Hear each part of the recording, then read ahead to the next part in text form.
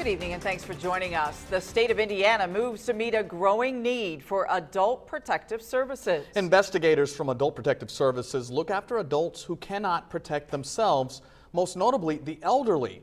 And tonight's top story, News 10's John Swanner tells us about a much-needed expansion in Vigo County's Adult Protective Services office.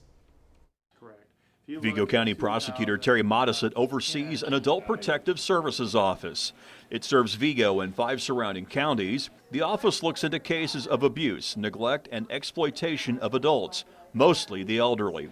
The state funds this program and recently decided to give APS a boost. It was important enough that the state decided that everyone should add an investigator as an emergency basis. Modisett says the 2 investigators currently in Adult Protective Services are simply overwhelmed.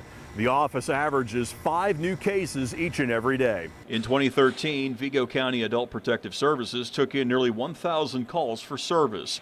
So far in 2016, those calls have increased to 1,800.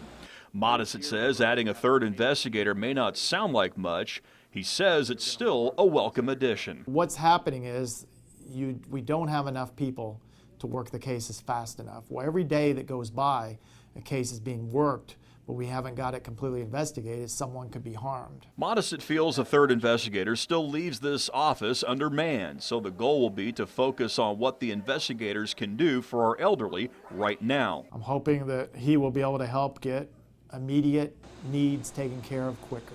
In Vigo County, I'm John Swanner, News 10.